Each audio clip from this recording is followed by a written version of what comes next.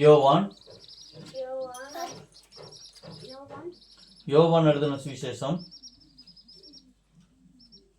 8வது வசனம்.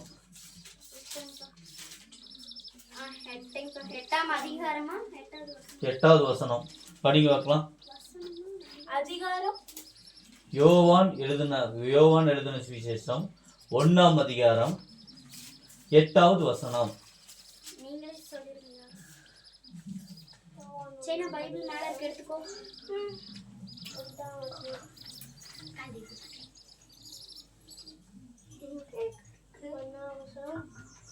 அப்ப நான் வாசிக்கிறேன். படிங்க.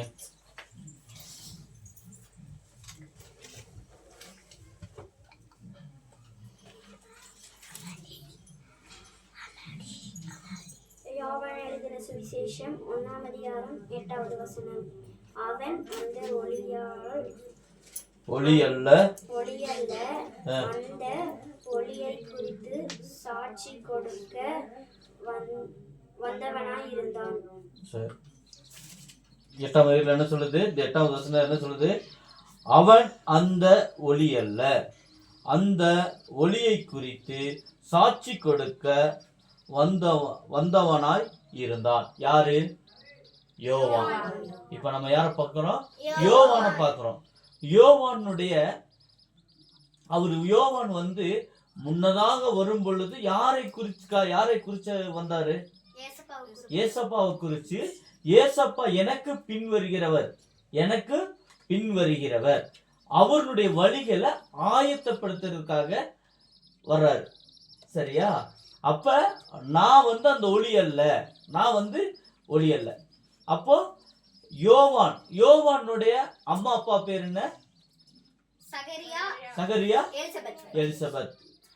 இயேசுவோட அம்மா அப்பா பேர் என்ன? மரியாள், அப்புறம் யோசேப். மரியாள், யோசேப். சரியா? அப்போ இயேசு எதற்காக இந்த உலகத்துக்கு வந்தாரு? பாவங்களை ரட்சிப்பதற்கு. மனுஷன் செய்த பாவங்களை, அதாவது நம்ம முன்னோர்கள், நம்மளோட தாய் தப்பங்கள், நம்ம செய்த பாவங்கள். சரியா? நீங்க வந்து இப்ப நம்ம ஒரு வாய்நாள் கூட என்ன நிற்போம்? பாவத்தை செஞ்சிருப்போம். நம்முடைய அப்பா அம்மா என்ன நிற்பாங்க? பயங்கரமான பாவத்தை செஞ்சிருப்பாங்க. அந்த பாவத்தை எல்லாம் இது பண்றதுக்கு நம்ம எங்க போக முடியாது? பரலோக ராஜ்யத்துக்கு போக முடியாது. நம்மளுக்குள்ள இருக்கிறது நம்ம சரீரத்துக்காக நம்ம என்ன பண்ணல? நம்ம வாழல. இந்த உலகத்துல எத்தனை வருஷம் வாழ போறோம்? 70 வருஷம். எத்தனை வருஷம்? 70 வருஷம். எது வாழப்போகுது? சரீரம் வாழப்போகுது. சரியா? சரீரம் ஆண்டவர் கொடுத்த ஆத்மாவோட வாழ்றோம். சரியா? ஆனா நம்முடைய சரீரத்துக்கு வந்து எத்தனை வருஷம்? 70 வருஷம். ஆனா ஆத்மாவுக்கு வருஷங்களே கிடையாது, அழிவே கிடையாது. ஆத்மாவுக்கு அழிவு இருக்கா? சதா காலங்களில் என்ன இருக்கும்? உயிரோடு இருக்கும். சரியா? அதாவது சரீரத்துக்கு வந்து வலி இருக்காது. சரி, 70 வருஷத்தை வலிக்கும். 70 வருஷம் கழிச்சு ஆத்மாவுடைய வலிகள் என்ன பண்ண முடியாது, நம்மளால தாங்க முடியாது. பார்த்தீங்கன்னா ஒரு சின்ன கனவுகள் வருது இல்லையா? படுத்தோம்னா என்ன வருது? கனவுகள் வருது. அப்ப கனவு வரும், யாரோ அடிக்கிற மாதிரி, இது பண்ற மாதிரி, துன்புறுத்துற மாதிரி, எங்கேயோ போய் நம்மளை கொண்டு விட்ட மாதிரி இருக்கும். ஐயோ இந்த பக்கம் வந்துட்டோமேன்னு சொல்லி நம்ம வார்த்தை என்ன பண்ணுவோம்? அலறுவோம். அதுதான் ஆத்மா. சரியா? அப்போ இந்த கனவுல நம்ம எவ்வளவு அலறோம் இல்லையா? அந்த அலறல் சத்தம் வந்து ஆத்மா அந்த பாடுபடுது. சரியா? அப்போ உயிரோடு இருக்கிறது அந்த ஆத்மா தான் இருக்க போகுது. உயிரோடு இருக்கிறது அந்த ஆத்மா தான் இருக்க போகுது. சரியா? நம்ம என்ன சரீரத்துக்காக என்ன பண்ணக்கூடாது? கவலைப்படக்கூடாது. அப்ப சரீரத்துக்குண்டான வேலைகளை எப்படி செய்யணுமா? ஆண்டவருக்குள்ளாக, வேதத்திற்குள்ளாக நம்ம என்ன பண்ணணும்? செய்யணும். அதாவது ஆண்டவர் என்ன சொல்றாருன்னா, நீ வந்து மதம் மாறிவான்னு சொல்றாரா? இல்ல. அவர் என்ன சொல்றாரு? ஒருவருக்கொருவர் அன்பா இருங்க. ஒருவருக்கொருவர் என்ன இருக்கணும்? அன்பு இருக்கணும். ஒருவருக்குள்ள என்ன இருக்கணும்? அன்பு இருக்கணும். ஒருவருக்குள்ள என்ன இருக்கணும்? சமாதானம் இருக்கணும். என்ன இருக்கணும்? சமாதானம் இருக்கணும். ஒருவருக்குள்ள நமக்கு சமாதானம் இருக்கா? நம்ம யார்கிட்ட வேணாலும் என்ன பண்றோம்? சண்டை போட்டுக்கிறோம். சண்டை போட்டு தேவனுடைய பிள்ளைகள் அல்ல. சரியா? ஏசப்பாவுடைய பிள்ளைகளா? ஏசப்பாவுடைய பிள்ளை சண்டை போடுவாங்களா? ஏசப்பா பிள்ளை என்ன பண்ணுவாங்க? என்ன பண்ணுவாங்க? சமாதானப்படுத்துவாங்க. என்ன பண்ணுவாங்க? சமாதானப்படுத்துவாங்க. ஒருவருக்கு ஒருவர் அன்பா இருப்பாங்க. அன்பு அப்படின்னா அன்புங்கிற ஒரு வார்த்தைக்கு என்னது? என்னென்னமெல்லாம் வேணும்னு சொல்லலாம். எப்படி சொல்லலாம்? ஒரு உதவிகள் கூடிய ஒரு அன்பு தான். ஒரு உதவிகள் செய்யறது அன்பு தான். ஒருத்தரை போய் பார்க்க ஓடுறோம். ஓடி போய் அவங்கள போய் பார்க்கும்போது அன்பு வெளிப்படுது. அவங்க மேல ஒரு அன்பு இருந்துட்டு நம்ம ஓடுறோம். அன்பு என்ன ஓடுமா? ஓட மாட்டோம். அதாவது அன்புக்கு என்ன இல்ல? அளவே இல்ல. சரியா? அளவே இல்ல. அன்பு ஒருத்தங்கிட்ட இல்லைன்னா என்ன பண்ண முடியாது? எதுலையுமே பரலோக ராஜ்யத்திலே பிரவேசிக்க முடியாது. அன்பு இல்லைன்னா பரலோக ராஜ்யத்திலே பிரவேசிக்க முடியாது. நம்ம எவ்வளவோ இதா இருந்தாலுமே அன்பு இல்லாதவன் எங்க என்ன பண்ண முடியாது? எதுலையுமே நிக்க முடியாது. ஆண்டவர் அதைத்தான் தெளிவா என்ன சொல்றாரு? அதுக்காகத்தான் வர்றாரு. ஒருவருக்கு ஒருவர் என்ன சொல்றாரு? அன்பா இருங்க, ஒருவருக்கு ஒருவர் சமாதானம் பாருங்க அப்படின்னு சொல்றாரு. சரியா? அப்போ நீங்க சிறு பிள்ளைங்க, நீங்க இந்த வயசுல இருந்து சிறு பிள்ளைகளை நீங்க என்ன பண்ணணும்? ஒருவருக்கு ஒரு அன்பா இருக்கணும். ஒருவருக்கு ஒரு அன்பா இருக்கணும். சண்டை போடக்கூடாது. என்ன பண்ணக்கூடாது? சண்டை போடக்கூடாது. எதுக்காக நம்ம சண்டை போடணும்? சண்டை போடுறதுக்கு எதுவுமே இல்லை. இப்போ ஒரு பொருள் கேட்கறாங்க, நம்ம மட்டும் தான் என்ன பண்ணணும்? விட்டு கொடுத்து போயிடணும். விட்டு கொடுத்து போறதா கிறிஸ்துவ பிள்ளைகள். சரியா? கிறிஸ்துவ அதான் சொல்லுது. ஆண்டவர் அதான் சொல்றாரு, விட்டு கொடு. உன்னை கேட்டா ரெண்டா கொடு. நான் உன்னை ரெட்டத்தனமா நான் உன்னை ஆசீர்வதிப்பேன்னு சொல்றாரு. சரியா? அப்ப என்ன ஒரு பொருளால இருந்தாலுமே என்ன பண்ணணும்? அவங்களுக்கு கொடுக்கக்கூடிய திராணி நம்மளுக்கு இருக்கணும். இதைத்தான் ஆண்டவர் சொல்றாரு. சரியா? அதாவது அவர் என்ன சொல்றாரு? வேண்டாத வார்த்தை ஏதாவது சொல்லி கொடுக்குறாரா? இல்ல அவர்கிட்ட வர்றதுனால நம்ம ஏதாச்சும் மாற போறோமா?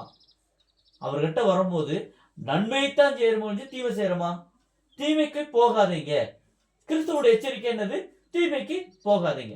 தீமையிலிருந்து விலகி நன்மையினால இருங்க. நன்மையினால இருந்தா எங்க போக முடியும்? பரலோக ராஜ்யத்திற்கு. பரலோக ராஜ்யத்துக்கு போனோம்னா நன்மையா இருக்கணும். என்ன பண்ணக்கூடாது? நம்ம பொய் சொல்லக்கூடாது. இல்லையா? இப்ப சிறுபிள்ளை உங்களுக்கு என்ன தெரியும்? பொய் சொல்லக்கூடாது. சரியா? யாருகிட்டையுமே தாய் தப்பாண்டையா இருக்கட்டும், ஃப்ரெண்ட்ஷிப்பா இருக்கட்டும், ஒரு ஸ்கூல்ல வாத்தியார்கிட்டையா இருக்கட்டும், யாருகிட்ட இருந்தாலும் என்ன பண்ணக்கூடாது? பொய் சொல்லக்கூடாது. ரெண்டாவது என்ன பண்ணக்கூடாது? பொறாமப்படக்கூடாது. இப்பவே என்ன பண்ணக்கூடாது? பொறாமப்படக்கூடாது. விட்டு கொடுக்கிற தன்மை நம்மளுக்குள்ள இருக்கணும். விட்டு கொடுக்கக்கூடிய தன்மை நம்மளுக்குள்ள இருக்கணும். அதுதான் தாழ்மை. அதுதான் என்னது? தாழ்மை. நம்ம விட்டு கொடுத்து போகணும். எதை கேட்கிறாங்களோ அதை விட்டு கொடுத்தோம். பொறாமக்குள்ள ஐயோ வச்சிருக்கிறான், அதுக்கு என்ன பண்ணக்கூடாது? பொறாமப்படக்கூடாது. ஆண்டவரே, நானும் வண்டி வாங்கணும், எனக்கு வண்டி வாங்குறதுக்கு எனக்கு உதவி செய்யுங்க அப்படின்னு சொல்லும் பொழுது ஆண்டவர் என்ன செய்வாரு? நம்மளுக்கு கொடுக்க வல்லவரா இருக்காரு. அதுதான் விசுவாசம்.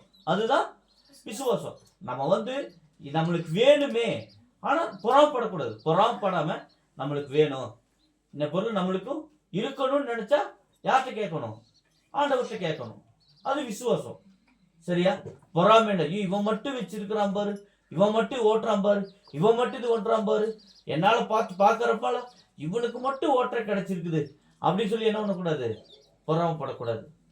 சரியா? நம்மளுக்கு என்ன இருக்கோ அதைத்தான் நம்ம என்ன பண்ணணும்? வச்சுக்கணும். சரியா? ஆண்டவர் என்ன பண்ணுவாரு?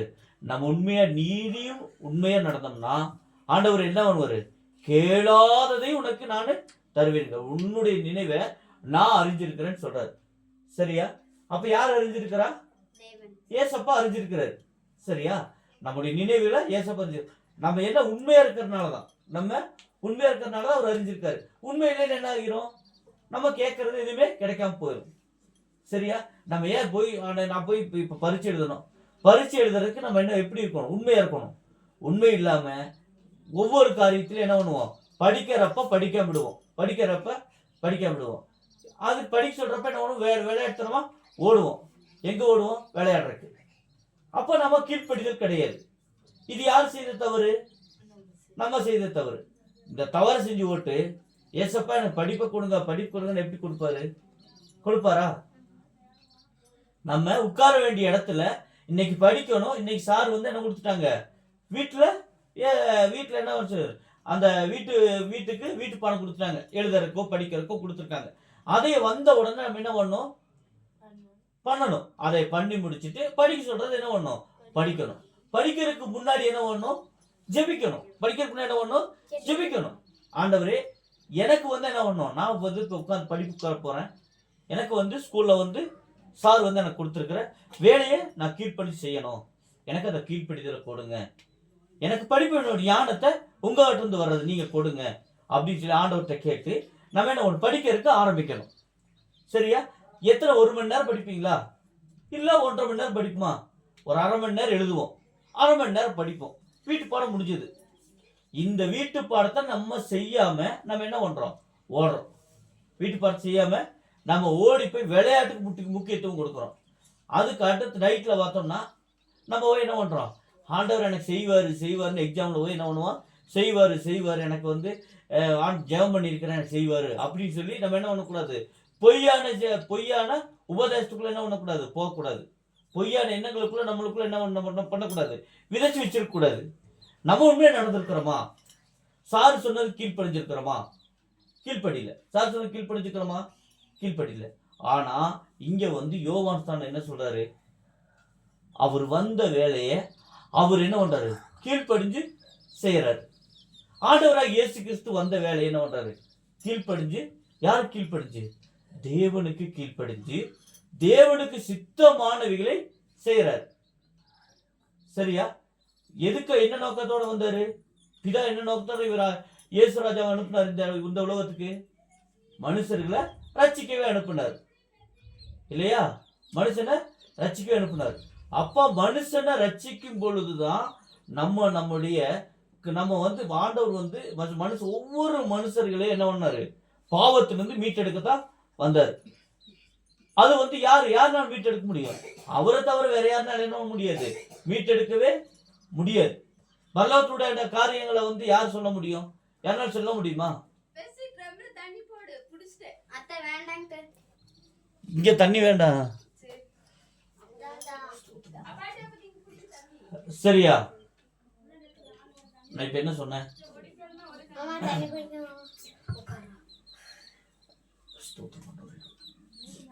சரி, ஆண்டவருக்குள்ளாக என்ன பண்ணோம், பிதா வந்து அவர் என்ன பண்ணாரு, ஆண்டவராக இயேசு கிறிஸ்து உலகத்தை அனுப்பி என்ன பண்றாரு, ஒவ்வொருத்தரையும் மீட்டெடுக்க வச்சாரு. சரியா? நம்ம செய்த பாவங்கள் நிமித்தமாகத்தான், அந்த பாவத்தை போக்கணும்னா அந்த காரியங்களை என்ன பண்ணும் ஆண்டவர்னால தான் செய்ய முடியும் இல்லையா, வேற யாருனாலும் செய்ய முடியுமா, வேற யாருனாலும் செய்யவும் முடியாது, செய்யறதுக்கு வழி இல்லை. ஏன்னா பரலோகத்துல ஒரு நித்திய ஜீவ வாழ்வுங்கிறது யாருக்குமே என்ன பண்ணும், யாருக்குமே தெரியாம இருக்கு. அப்போ ஆண்டவராக இயேசு கிறிஸ்து வந்துதான் நம்மளுக்கு என்ன பண்றாரு, என்ன கொடுக்குறாரு, நீங்க உயிர் தெழுவீங்க, உங்க ஆத்மாவுக்காக நீங்க கவலைப்படுங்க, உங்க சரீரத்துக்கு கொண்டு கவலைப்படாதீங்க. சரியா? ஆண்டவர் தேவன் கொடுத்த சரீரம் தான், ஆனா ஆத்மா அதை விட விலையேறப்பட்டது. சரி, அழிவில்லாதது ஆத்மா. இந்த 70 வருஷம் சரீரத்துக்காக வாழுங்க, சரீரத்துக்காக வாழும் பொழுது ஆத்மா உங்களுக்கு விலையேறப்பட்டதுக்காக என்ன பண்ணணும், அதுக்குண்டான பாடுகளை நம்ம உள்ள போறோம். சரியா? என்ன செய்து நீதி நிமித்தமா வாழணும். சரியா?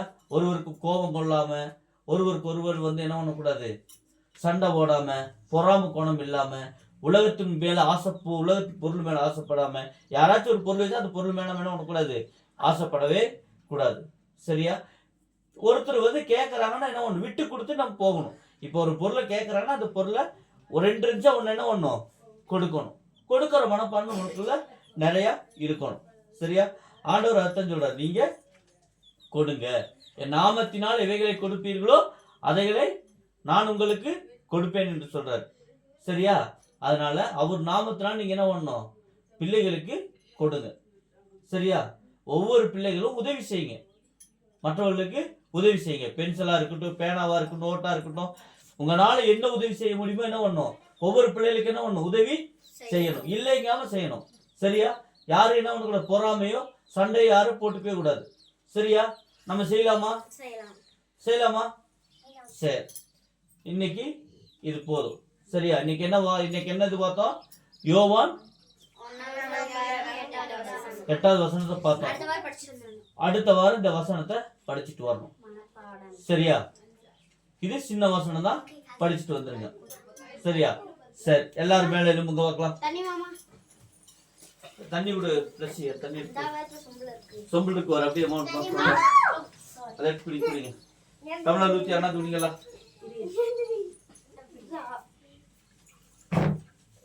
கையை விரிச்சிட்டாங்க.